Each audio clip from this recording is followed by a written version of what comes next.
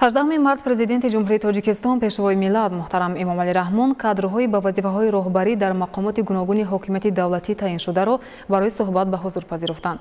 Бо фармонҳои президенти ҷумҳурии Тоҷикистон ва қарорҳои ҳукумати кишвар дар ҳайати роҳбарии Вазорати маориф ва илм, Вазорати нақлиёт, Кумитаи забон ва истилоҳот, Кумитаи кор бо занон ва оила, Агентии ҳифзи мероси таърихиву фарҳангӣ, Хадамоти иҷро, Саридораи ҳифзи сирри давлатӣ, Агентии ҳифзи иҷтимоии аҳолӣ, Вазорати тандурустӣ ва ҳифзи иҷтимоии аҳолӣ ва чанде аз муассисаҳои таҳсилоти олӣ ва муассисаҳои илмӣ тадқиқотӣ Академияи миллии илмҳои Тоҷикистон тағйироти кадрӣ анҷом дода шуд.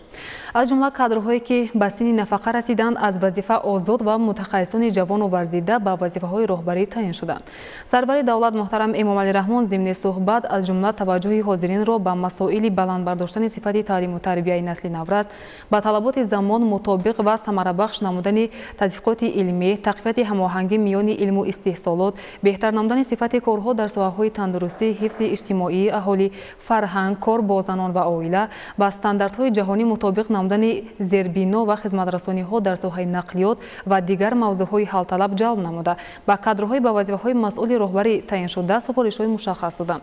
Таъкид гардид ки ҳар як хизматчии давлатӣ бояд бо ҳисси баланди масъулиятшиносӣ ва содиқонаю софдилона бо қалби поку ниятҳои накӯ вазифаҳои хизматии худро иҷро намуда, ҳамзамон мудом дар тарбияи кадрҳои ҷавон ҳамаҷониба саҳмгузор бошанд. Ҳамчунин ба омӯзиши амиқи забонҳои хориҷӣ ва аз худ намудану ба манфиати кор васеъ истифода намудани технологияҳои муосири иттилоотӣ таваҷҷӯҳи зиёд зоҳир карда шуд.